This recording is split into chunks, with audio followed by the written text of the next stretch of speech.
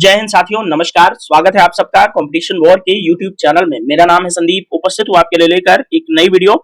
और दोस्तों, आज की वीडियो में बात करेंगे विनिर्माण की, यानी मैन्युफैक्चरिंग की। और भारत और चीन की तुलना विनिर्माण को ध्यान में रखते हुए करेंगे। बहुत ही जबरदस्त क्लास होने वाली है। यदि आप यूपीएससी या पीसीएस की तैयारी करना चाहते हैं तो ये क्लास आपके लिए बहुत अधिक इंपॉर्टेंट है। यदि आप चैनल पर नए हैं तो सबसे पहले आप चैनल को सब्सक्राइब करके बेल आइकन को हिट कर दीजिए, ताकि आने वाले जो वीडियोस हैं उनके नोटिफिकेशंस आपको टाइम टू टाइम मिलते रहे। साथ ही वीडियो के डिस्क्रिप्शन को चेक करना मत भूलिएगा। दोस्तों, आप जानते हैं कि बजट सत्र चल रहा है संसद के अंदर, और आर्थिक समीक्षा और बजट दोनों पास किए जा चुके हैं। तो शीघ्र ही हम बजट और आर्थिक समीक्षा के वीडियोस भी आपके लिए इस चैनल पर लेकर आने वाले हैं। तो इसी को ध्यान में रखते हुए हम विनिर्माण क्षेत्र को आज विस्तार पूर्वक डिस्कस करने वाले हैं। दोस्तों, आप सब जानते हैं कि दुनिया भर में चाइनीज सामान पटे पड़े हैं, यानी कि दुनिया का ऐसा कोई कोना नहीं है जहां पर चीन के कोई भी सामान उपलब्ध न हो। यानी कि विनिर्माण क्षेत्र का किंग है आज के समय में चाइना, और दूसरे नंबर पर भारत उसको लगातार टक्कर दे रहा है विनिर्माण के क्षेत्र में। इसीलिए भारत और चीन की तुलना हमारे लिए हो जाती है बहुत ज्यादा इंपॉर्टेंट। तो आइए हम भारत और चीन की तुलना को समझने से पहले न्यूज़पेपर की कटिंग का एक संदर्भ लेते हैं। उसके बाद हम आपको अर्थव्यवस्था में जो क्षेत्रक होते हैं, यानी कि प्राथमिक, द्वितीयक, तृतीयक क्षेत्रक को समझाते हुए समझाएंगे कि विनिर्माण क्षेत्रक किस सेक्टर का सब्जेक्ट है। उसके बाद हम भारत और चीन की तुलना विनिर्माण क्षेत्र में करेंगे कि चीन हमसे क्यों आगे निकल गया विनिर्माण क्षेत्र में। हमारे यानी कि भारत के अंदर ऐसी क्या कुछ नीतियों में परिवर्तन किया जाए कि हम चीन के मुकाबले या चीन से बेहतर बन सकते हैं विनिर्माण क्षेत्र में। तो आइए शुरू करते हैं वीडियो की, और आप नजरें जमाए रखिएगा, क्योंकि ये वीडियो आपको मेंस वगैरह के एग्जाम के लिए, प्रीलिम्स के लिए, इंटरव्यू के लिए, तीनों के लिए समान रूप से उपयोगी है। तो चलिए शुरू करते हैं वीडियो को। दोस्तों, बातचीत को शुरुआत न्यूज़पेपर की कटिंग के माध्यम से कर रहे हैं, जिसमें हम मैन्युफैक्चरिंग सेक्टर में चीन और भारत को थोड़ा थोड़ा समझने का प्रयास करेंगे। तो आइए देखते हैं यहां पर। तो दोस्तों, किसी भी देश की अर्थव्यवस्था के लिए मैन्युफैक्चरिंग यानी कि विनिर्माण बेहद अहम होता है। यह देश के औद्योगिक विकास को आकार देती है। मैन्युफैक्चरिंग विनिर्माण और रोजगार के मौके पैदा करती है। देश में मैन्युफैक्चरिंग का मजबूत आधार होने से वस्तुओं का दूसरे देशों में निर्यात किया जा सकता है, जिससे विदेशी मुद्रा मिलती है। ऐसे देश जो कच्चे माल का इस्तेमाल करते हुए वैल्यू एडिशन करके उत्पाद बनाते हैं, उनका निर्यात करते हैं, वे समृद्ध बनते हैं। समझ गए आप? तो विनिर्माण क्षेत्र कुल मिलाकर के आपको क्या करता है? समृद्ध बनाता है। और विनिर्माण की यहीं पर आपको परिभाषा भी समझ में आ गई होगी कि कच्चे माल का इस्तेमाल करके वैल्यू एडिशन करके उत्पादों को बनाना ही विनिर्माण होता है। तो चलिए थोड़ा सा और आगे बढ़ेंगे तो विनिर्माण आपको और अच्छे से क्लियर होने वाला है। दोस्तों, चीन इसका ताजा उदाहरण है। एक समय जापान की ताकत भी मैन्युफैक्चरिंग थी, और जापान में बने हुए उत्पाद पूरी दुनिया में बिका करते थे। भारत की संपन्नता भी इस बात में निहित है कि वह अपने मैन्युफैक्चरिंग बेस में विविधता लाते हुए इसे व्यापक बनाए। तो आप समझ गए कि चीन आज जो इतना आगे है, इकोनॉमी उसकी इतनी आगे है कि दुनिया की सेकंड लार्जेस्ट इकोनॉमी है अमेरिका के बाद। और एक समय पर जापान के साथ भी ऐसा था। जापान की भी समृद्धि का बहुत बड़ा कारण विनिर्माण क्षेत्र ही था। ठीक है, तो कुल मिलाकर के इंडिया को भी विनिर्माण क्षेत्र में बहुत ज्यादा ध्यान देने की जरूरत है। और विनिर्माण क्षेत्र जब आगे बढ़ता है तो हमें क्या मिलता है? फॉरेक्स रिजर्व यानी कि विदेशी मुद्रा भी मिलती है। रोजगार यानी कि नौकरियां भी पैदा होती हैं। ठीक है, देशों को हम निर्यात करते हैं अधिक से अधिक, तो हमारा जो बैलेंस ऑफ पेमेंट है, बीओपी है, भुगतान संतुलन है, वो भी मेंटेन रहता है। दोस्तों, यहाँ पर 3 पॉइंट देख लेते हैं। मैन्युफैक्चरिंग में हिस्सेदारी किसकी कितनी है? तो भारत की ग्लोबल मैन्युफैक्चरिंग उत्पादन में हिस्सेदारी सिर्फ 3.3% है। और यदि अमेरिका की बात करें तो अमेरिका की है 16.6%, और चीन की बात करें तो चीन की है 28.4%, यानी कि कुल दुनिया की मैन्युफैक्चरिंग का 28.4% चीन के अंदर ही मैन्युफैक्चर्ड होता है। ठीक है, अब आइए यहां पर समझते हैं कि 1980 तक भारत थी बराबर थी भारत और चीन की जीडीपी। इसको समझते हैं। तो भारत और चीन की जीडीपी 1980 तक बराबर कैसे थी? तो 1980 में सकल घरेलू उत्पाद यानी कि जीडीपी के लिहाज से भारत और चीन की अर्थव्यवस्थाएं लगभग बराबर थी। मैं तो इस बात को समझता हूं कि हाँ, सत्य कह रहा है ये न्यूज़पेपर कि 1980 तक भारत और चीन की इकोनॉमी बराबर थी। इवन कि 1947-48 में जब हम देखेंगे तो चीन की जीडीपी हमसे कम थी और भारत, चीन और पाकिस्तान लगभग एक ही साथ खड़े थे। लेकिन आज की अगर बात करें तो चीन ने हम लोगों को बहुत ज्यादा लीड दे दी है। सोचिए कहाँ हम 3.3% पर हैं और चाइना 28 यानी कि 28% पर आगे है हमसे। और अगर हम पाकिस्तान की बात करें, ये तीनों देश साथ साथ में ही लगभग आजाद हुए थे, लेकिन चीन हमको पछाड़ते हुए आज बहुत आगे निकल गया और हम आज यहीं के यहीं हैं। और पाकिस्तान की तो आप बात ही मत कीजिए कि उनकी इकोनॉमी का क्या हाल है। अब यहाँ पर फिर से आ जाइए, यहाँ तक कि उस समय भारत की प्रति व्यक्ति आय भी $267 थी, जबकि चीन की प्रति व्यक्ति आय $193 थी, यानी कि हमसे बहुत ज्यादा कम थी। चीन की अर्थव्यवस्था 1980 और 2010 के बीच सालाना औसतन 10% की दर से बढ़ी और उसने भारत को बहुत पीछे छोड़ दिया। आई होप आप बातचीत को अच्छे से समझ रहे होंगे। यहाँ पर एक तुलना आपको जरूर समझ में आई होगी कि 1980 से लेकर के आज तक मैन्युफैक्चरिंग सेक्टर में किस तरह से विकास किया है चाइना। ठीक है, अब आइए यहाँ देखते हैं ऐसे दुनिया की फैक्ट्री बन गया चीन, तो कैसे बन गया ये देख लेते हैं। तो दोस्तों, चीन ने स्पेशल इकोनॉमिक जोन बनाकर निवेशकों को बराबर के अनुकूल माहौल दिया। आप समझिए, स्पेशल इकोनॉमिक जोन हम कांडला में 1960 के दशक में भारत के अंदर बना चुके थे, लेकिन हमने उनको उतना ज्यादा प्रमोट नहीं किया। लेकिन चीन स्पेशल इकोनॉमिक जोन बना करके जो इन्वेस्टर्स थे उनको, उनके लिए एक उचित माहौल तैयार किया, कारोबार के लिए उचित माहौल तैयार किया। क्योंकि देखिए, प्रशासन में जो है सुधार होता है, भ्रष्टाचार कम होता है, गुंडागर्दी कम होती है, यानी कि कानून और व्यवस्था अच्छा होता है, तो जाहिर तौर पर लोग इन्वेस्ट करने के लिए आकर्षित होते हैं। तो चीन ने क्या किया कि इन्वेस्ट करने के लिए बढ़िया माहौल प्रदान किया, कारोबार के लिए अनुकूल श्रम नीतियां, लेबर पॉलिसीज जो थी वो उसने बढ़िया बनाए। जैसे श्रमिकों को रखने और निकालने के नियमों को उसने क्या किया, लचीला बना दिया। अगर किसी कंपनी को 6 माह या 1 वर्ष के प्रोजेक्ट के लिए कर्मचारी चाहिए तो वह कर्मचारियों को नियुक्त कर सकता है। नई मैन्युफैक्चरिंग यूनिट लगाने के लिए जरूरी मंजूरी को कम किया गया, नियमों को सरल बनाया गया। तो आप समझ रहे हैं कि चीन ने किस तरह से क्या क्या ऐसे टूल्स अपनाए जिसकी वजह से वो मैन्युफैक्चरिंग सेक्टर का दादा बन गया। तो क्या किया, तो पहला चीज, स्पेशल इकोनॉमिक जोन बनाकर निवेशकों के लिए कारोबारी माहौल तैयार किया, श्रम अनुकूल नीतियां बना दिया उसने, श्रमिकों को रखने और निकालने के जो नियम थे उसको लचीला कर दिया। ठीक है, और क्या बोलते हैं कि यहाँ यूनिट लगाने के लिए जरूरी जो मंजूरी चाहिए उसको सरल बना दिया, नियम को काफी सरल बना दिया, जिससे कि एक सिंगल विंडो सिस्टम टाइप का बनाया, जिससे कि हर एक चीज की मंजूरी एक ही जगह मिल पाए और निवेशकों को या कंपनी लगाने वालों को 4 जगह भागना ना पड़े, जिससे चीजें उनके लिए सुगम हो जाए और कारोबार अच्छे से चले उनका। ठीक है, तो ये चीजें जो है ध्यान में रखते हुए चीन आज इन्वेस्टर्स जो मैन्युफैक्चरिंग है उसके मामले में हमसे बहुत ज्यादा आगे निकल गया है।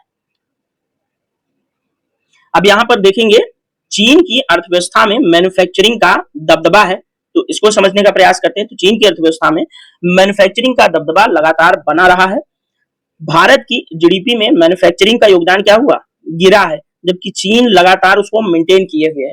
1989 में चीन की जीडीपी में मैन्युफैक्चरिंग का योगदान कितना था, 34.3%। 1989 में 31.6% और 2009 में 33.9% था। वहीं भारत की अगर बात करेंगे तो जीडीपी में मैन्युफैक्चरिंग की हिस्सेदारी 1989 में 17% थी, जो कि 2009 में क्या हो गई, घट के 14.5% पर आ गई। 1999 से 2009 के बीच चीन में मैन्युफैक्चरिंग की सालाना एवरेज जो ग्रोथ थी वो 11.25% थी, जबकि समान अवधि में भारत की मैन्युफैक्चरिंग की सालाना ग्रोथ 8.3% पर रही और भारत तो डिक्लाइन करता गया। 1989 से 2009 के बीच का यहाँ पर अगर रुझान देखेंगे भारत का, तो 1989 में 17% था और 2009 में आ गया 14% पर। तो देखिए किस तरह से भारत का डिक्लाइन हुआ इस मामले में। और चीन की बात करें तो 1989 में 34% पर था और 2009 में ये 33% पर जो है, 1989 में 31 और 2009 में 33% पर था। तो उसने क्या किया, अपनी चीजों को और ज्यादा सुधारा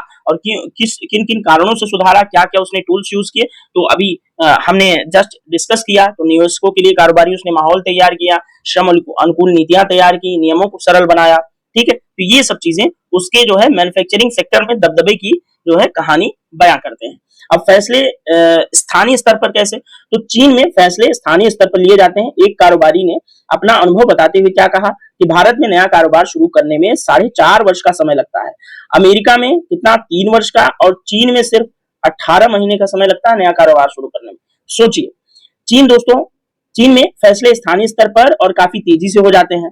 वहां नौकरशाही को ग्रोथ में तेजी लाने के लिए प्रोत्साहन दिया जाता है। भारत और चीन दोनों देशों में भ्रष्टाचार है, लेकिन यही कारण है कि चीन आज तक भारत से 6 गुना बड़ी अर्थव्यवस्था वाला देश बन गया। तो आप समझ रहे होंगे, भारत चीन से 6 गुना बड़ी अर्थव्यवस्था वाला देश आज के डेट में है। तो ये हमारे लिए क्या है? सोचने की बात है कि हमें चीन से ये चीजें सीखनी होगी और सीख करके ही इन सब चीजों में आगे बढ़ा जा सकता है। हम मानते हैं कि हमारा राइवलरी चीन के साथ है, कई जो है मुद्दे पर हमारे टकराव रहते हैं, लेकिन अगर कुछ चीजें चीन से सीखने लायक है तो हमें निश्चित तौर पे वहां ये सब चीजें सीखनी चाहिए और अपने यहाँ भी इस तरह के माहौल व्यापारियों को प्रदान करने चाहिए, जिससे वो नई कंपनी लगा करके देश की अर्थव्यवस्था को सुचारू रूप से संचालित करने में योगदान दे सके। अब यहाँ पर देखेंगे योगदान कितना रहा, तो मैन्युफैक्चरिंग सेक्टर का भारत की जीडीपी में 2023 में योगदान रहा 17%।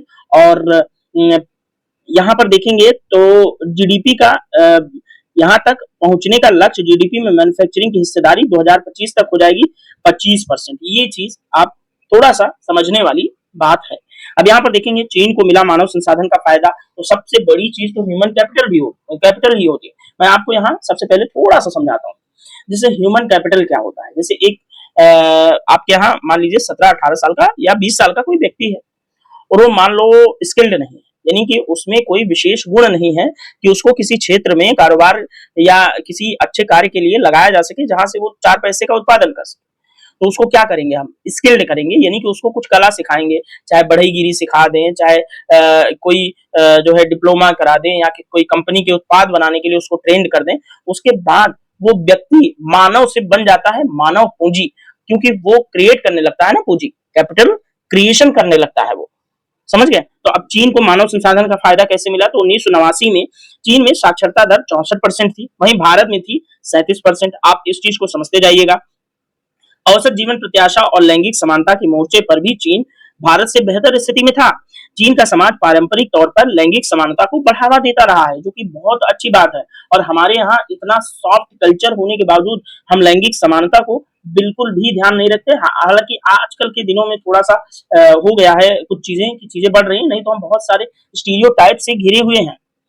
और मल्टीनेशनल कंपनियों ने भारत को अपने उत्पादों के लिए बड़े बाजार के तौर पर देखा जरूर था। कंपनियों ने चीन को मैन्युफैक्चरिंग बेस के तौर पर देखा। ठीक है, तो चीन को अपने मानव संसाधन यानी कि साक्षरता वगैरह की बात इसीलिए चल रही है, उसने लोगों को बड़े पैमाने पर साक्षर किया, लैंगिक समानता को बढ़ावा दिया, उसके बाद उन्होंने ये ग्रोथ देखी हर एक सेक्टर में। ठीक है, तो तकनीकी कौशल पर जोर कैसे रहा? तो चीन ने दोस्तों नीति बनाकर इस बात पर जोर दिया कि विदेशी कंपनियां न सिर्फ स्थानीय पार्टनर के साथ तकनीकी साझा करें, बल्कि यह सुनिश्चित करने के लिए भी प्रयास किया गया कि स्थानीय इंजीनियर इस ज्ञान को अच्छी तरह से आत्मसात करें। सैलरी पैकेज को इस तरह से बनाया गया कि विदेशी कंपनी से तकनीकी कौशल हासिल करने वाला इंजीनियर अगर स्थानीय कंपनी में आता है तो उसे बेहतर पैकेज और अपनी जानकारी दूसरों के साथ साझा करें, उसको क्या मिलेगा? बेहतर पैकेज मिलेगा। तो आप इस चीज को समझिए। अब हमारे यहाँ क्या है कि अगर कोई व्यक्ति अमेरिका में काम करके आया इंडिया, तो उसको जाहिर सी बात है उसके पास तकनीकी क्षमता बहुत अधिक है, तो उसकी क्या है, सैलरी उतनी नहीं रहेगी कि वो अमेरिका के स्टैंडर्ड को मेंटेन कर सके यहाँ पर। इसलिए अमेरिका जो गया इंडिया से, वो कभी इंडिया लौटा ही नहीं। जबकि चीन के अंदर ये है, चीन के अंदर क्या है कि वहां के लोग अमेरिका या बड़े देशों में जो तकनीकी संपन्न देश है या तकनीक में आगे हैं, वहां सिर्फ तकनीक सीखने जाते हैं, उसके बाद आएंगे अपने देश में काम करेंगे, अपने देश को आगे बढ़ाएंगे। वो देश वहां पर उनका अच्छे से सम्मान भी देता है, उनको सैलरी भी उतनी देता है कि अमेरिका, अगर वो अमेरिका में थे या यूरोप में थे तो वहां के स्टैंडर्ड को चीन में रह करके भी मेंटेन कर सके। तो यही सब कुछ बड़े कारण है जिससे चीन जो है आगे बढ़ सका मैन्युफैक्चरिंग सेक्टर में। तो आई होप आपको बहुत सारी बातें अच्छे से समझ आई होंगी। अब आइए थोड़ा विनिर्माण की बात करेंगे, उसके बाद हम तुलना करेंगे भारत और चीन की कुछ तकनीकी जो है खामियां देखेंगे भारत की, और चीन की कुछ खूबियां या चीन की कुछ खामियां, भारत की कुछ खूबियां, इन सभी चीजों के बीच हम एक समग्र तुलना प्रस्तुत करेंगे आपके सामने। दोस्तों अर्थव्यवस्था के क्षेत्र के बारे में थोड़ा सा हम समझ लेते हैं। तो सबसे पहले हम समझते हैं प्राथमिक क्षेत्र। प्राथमिक क्षेत्र क्या होता है? दोस्तों ध्यान रखिएगा, इसमें वो सभी गतिविधियां शामिल होती हैं जो प्राकृतिक संसाधनों से सीधे जुड़ी होती हैं। जैसे उदाहरण देता हूं आपको, कृषि। कृषि में क्या है? प्राकृतिक संसाधनों से सीधा जुड़ी हुई है। भूमि से हम अन्न उत्पादन करते हैं, ठीक है। मान लीजिए गेहूं पैदा किया हमने, ठीक है, तो ये क्या है? एक प्राथमिक क्षेत्र का कार्य है। जैसे मछली पालन हो गया, ठीक है, तो ये भी कृषि क्षेत्र के अंदर ही आता है। वन उद्योग हो गया, यानी कि डायरेक्ट हम प्राकृतिक संसाधनों से जब कोई चीज ले रहे हैं, डायरेक्ट प्रकृति से कोई चीज ले रहे हैं, तो वो हम प्राथमिक क्षेत्र के अंतर्गत रखेंगे। आई होप आपको प्राथमिक क्षेत्र समझ में आ गया होगा। द्वितीय क्षेत्र की बात करें तो दोस्तों इसमें क्या होता है कि मान लीजिए कृषि से हमने कपास प्राप्त किया, कपास प्राप्त किया। अब कपास में प्लस कर दी हमने, मशीनरी लगा दी, ठीक है, मशीनरी लगा दी। मशीन का उपयोग करके हमने क्या बना दिया? कपड़ा, ठीक है। कपास से मिले हमसे हमें रेशे, और रेशे को हम मशीन में संसाधित करके हमने क्या कर दिया? कपड़ा। तो ये हो गया द्वितीय क्षेत्र के उद्योग। इसमें निर्माण, ऊर्जा उत्पादन, ये सब जो है शामिल होते हैं। तो आई होप आपको द्वितीय क्षेत्र भी समझ में आया होगा। अब हम मान लो तृतीय क्षेत्र की बात। द्वितीय क्षेत्र में जैसे आप गेहूं से ब्रेड बना दे रहे हैं, तो ये भी द्वितीय क्षेत्र का ही काम है। तृतीय क्षेत्र के अंतर्गत क्या होता है? इसको हम सेवा क्षेत्र भी बोलते हैं। सेवा क्षेत्र यानी कि सर्विस सेक्टर भी बोलते हैं। इसमें विभिन्न सेवाओं का आदान प्रदान किया जाता है। इसमें उत्पादन और वितरण के विभिन्न चरण जो है आवश्यक होते हैं। मान लीजिए आपको एक फॉर्म भरवाना है किसी यूनिवर्सिटी का, तो आप क्या करते हैं? कहाँ जाते हैं? Cyber cafe. साइबर कैफे पे, और आपने फॉर्म भरवाया और साइबर कैफे वाले को पैसा दे दिया। तो क्या किया? साइबर कैफे वाले ने आपको एक क्या दी? सेवा दी, ठीक है, सेवा दे दी। तो आई होप आप सर्विस सेक्टर समझ गए होंगे। आप जैसे स्विगी, जोमेटो आप देखते होंगे कि आपको पिज्जा डिलीवर करने के लिए एक बॉय आता है और आप उसे पैसा देते हैं, अपना पिज्जा लेते हैं, वो भी चला जाता है, आप भी खा के पिज्जा मस्त हो जाते हैं। तो ये क्या हुआ? ये सेवा क्षेत्र हो गया। तो आई होप आपको तीनों क्षेत्र थोड़ा थोड़ा समझ में आए होंगे, ठीक है। प्राथमिक, द्वितीयक और तृतीयक क्षेत्र, इसको प्राइमरी, सेकेंडरी और टर्सरी सेक्टर भी बोलते हैं, ठीक है। आइए अब थोड़ा सा हम विनिर्माण को समझ लेते हैं। दोस्तों अब तक आपको ये समझ में आया होगा कि विनिर्माण किस सेक्टर के अंतर्गत आता है। तो ये सेकेंडरी यानी कि द्वितीय क्षेत्र के अंतर्गत आता है। ये एक उद्योग होता है जिसमें हम कच्चे माल को उत्पादों में बदलने की प्रक्रिया करते हैं। जैसे कारखाना हो गया, ठीक है, जैसे गाड़ियां जहां बनती हैं वो मैन्युफैक्चरिंग सेंटर हो गया। तो ये विनिर्माण क्षेत्र से संबंधित उद्योग होते हैं। इस प्रक्रिया में क्या होता है? तो भैया डिजाइन होती है, उत्पादन होता है, पैकेजिंग होता है, फिर उसको मार्केट में उतार करके वितरित कर दिया जाता है। विनिर्माण किसी भी अर्थव्यवस्था का एक महत्वपूर्ण हिस्सा होता है, क्योंकि यह क्या करता है? रोजगार उत्पन्न करता है, आर्थिक विकास को बढ़ावा देता है और देश की औद्योगिक क्षमता को भी बढ़ाता है। तो आई होप आपको विनिर्माण भी अच्छे से समझ आया होगा। तो अब आइए दोस्तों हम चीन और भारत की थोड़ी सी तुलना करते हैं। विनिर्माण केंद्र ये कैसे बने, ठीक है, लेकिन इन देशों की विनिर्माण व्यवस्था में कई अंतर हैं, तो उसी अंतर को थोड़ा सा हम समझने का प्रयास करेंगे। सबसे पहले हम चीन की बात करेंगे, फिर भारत की बात करेंगे। तो चीन को समझते चलिएगा, भारत को समझते चलिएगा, आपको अच्छे से सारी चीजें समझ में आएंगी। तो चीन को पहले देखते हैं। तो चीन दुनिया का कारखाना कहा जाता है। यहाँ उत्पादन बड़े पैमाने पर होता है। इसके विनिर्माण उद्योग में कौन कौन से उद्योग शामिल है? इलेक्ट्रॉनिक्स, मशीनरी, वस्त्र और औद्योगिक उत्पाद। चीन की उत्पादन संरचना बड़े पैमाने पर उत्पादन और सस्ते श्रम पर आधारित है। तो लास्ट वाला समझिएगा, बड़े पैमाने पर उत्पादन और सस्ते श्रम पर चीन की उत्पादन संरचना आधारित है। आई होप आप चीजों को समझ रहे होंगे। अब भारत की बात करें तो विनिर्माण उद्योग में काफी तेजी से भारत बढ़ रहा है, लेकिन यहाँ पर ये पैमाना अभी भी चीन की तुलना में छोटा है। भारत में विनिर्माण क्षेत्र में कौन कौन से उद्योग आते हैं? तो ऑटोमोबाइल यानी कि गाड़ियां वगैरह बनाने का, फार्मास्यूटिकल्स कपड़ा उत्पाद, और उद्योग उपभोक्ता वस्त्र। फार्मास्यूटिकल्स यानी कि चिकित्सकीय दवाइयां वगैरह बनाने में, तो दवाइयों के उत्पादन में हम बहुत ज्यादा जो है ठीक ठाक स्थिति में दुनिया के अंदर रहते हैं। दोस्तों भारत की विनिर्माण संरचना छोटे और मध्यम आकार के उद्यमों पर आधारित है। तो यहीं पर एक जो है लूपहॉल हमारे साथ है। विनिर्माण संरचना कैसी है हमारी? छोटे और मध्यम उद्योगों पर आधारित, यानी कि एमएसएमई हमारे यहाँ बहुत ज्यादा है, जबकि चीन के अंदर बड़े पैमाने पर उत्पादन किया जाता है, ठीक है, इंडस्ट्री बहुत अधिक है। तो आई होप आपको ये जो है अंतर एक समझ में आया होगा। आइए थोड़ा सा और आगे बढ़ेंगे। अब आइए देखिए यहाँ पर चीन को। तो श्रम लागत के दृष्टिकोण से बात कर लेते हैं। तो श्रम लागत चीन में क्या है, कम है, लेकिन हाल के वर्षों में धीरे धीरे बढ़ रही है। चीनी श्रमिकों की गुणवत्ता और कौशल भी क्या है, उच्च स्तर का है, जो तकनीकी उत्पादन को संभव बनाता है। तो आप समझते जाइए कि चीनी श्रमिक जो है क्या है, स्किल्ड हैं, हमारे यहाँ से अधिक स्किल्ड है और हाई टेक्नोलॉजी को अडॉप्ट करने के मामले में वो लोग बहुत अच्छे हैं। और अगर भारत की बात करेंगे तो भारत में श्रम लागत क्या है, कम तो है, लेकिन यह चीन की तुलना में अभी भी कम है। हालांकि भारत में कौशल विकास और तकनीकी शिक्षा में सुधार की क्या है, आवश्यकता है, जिसमें स्किल डेवलपमेंट जैसा प्रोग्राम जो कि मोदी सरकार में चलाया गया, वो निश्चित तौर पर भारत को तकनीकी संपन्न बनाने के लिए बहुत अधिक इंपॉर्टेंट है और मानव को मानव पूंजी में कन्वर्ट करने के लिए भी बहुत ज्यादा अच्छा कार्यक्रम है स्किल डेवलपमेंट, ठीक है, या मेक इन इंडिया की आप बात कर लीजिए, ठीक है, ताकि उच्च गुणवत्ता वाली विनिर्माण को बढ़ावा मिल सके। भारत भी इसमें इस तरह से काम कर रहा है। तो श्रम लागत के दृष्टिकोण से आपने चीन और भारत की तुलना देखी। अब आइए बुनियादी ढांचा के दृष्टिकोण से भारत और चीन की तुलना करते हैं। तो चीन दोस्तों बुनियादी ढांचा विनिर्माण के लिए बहुत अनुकूल है। यहाँ उच्च गुणवत्ता वाली सड़कें, रेल नेटवर्क, बंदरगाहों और बिजली आपूर्ति की व्यवस्था है, जो कि आपूर्ति श्रृंखला को काफी ज्यादा मजबूत बनाती है, यानी कि लॉजिस्टिक सपोर्ट यहाँ पर काफी अच्छे तरीके से संपन्न हो जाता है। क्योंकि देखिए, अगर माल आपके पास तैयार है और उसको इंटरनेशनल मार्केट या नेशनल मार्केट में बेचने के लिए बेहतर कनेक्टिविटी नहीं है, तो वो माल किसी काम का नहीं है। तो चीन ने ये चीज भी काफी अच्छी की है। तो आइए बुनियादी ढांचे के दृष्टिकोण से भारत की बात कर लेते हैं। दोस्तों भारत की अगर बात करें तो बुनियादी ढांचे में सुधार की आवश्यकता है भारत की, समझ गए ना आप। हाल के वर्षों में बुनियादी ढांचे में काफी सुधार करने के प्रयास किए गए। आप जानते हैं कि भारत में सड़कें अब काफी अच्छी हुई हैं पिछले 10 सालों में, लेकिन यह अभी भी चीन की तुलना में कमजोर है। आपूर्ति श्रृंखला और लॉजिस्टिक्स में सुधार की जरूरत है भारत के। मैंने लॉजिस्टिक्स की बात पहले ही बता दी कि चीन में लॉजिस्टिक सपोर्ट काफी ज्यादा अच्छा है।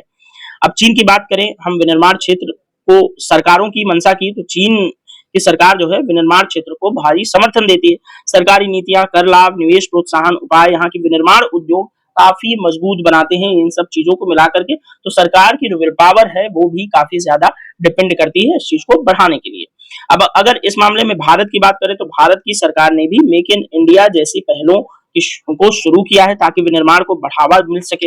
हालांकि नीतियों को प्रभावी कार्यान्वयन और निरंतरता अभी भी एक चुनौती बनी हुई है। तो यानी कि भारत में नीतिगत स्तर पर, सरकारी स्तर पर अभी भी सुधार की आवश्यकता बनी हुई है। अब यहीं पे तकनीकी स्तर और नवाचार और अनुसंधान के मामले में चीन की बात कर लेते हैं।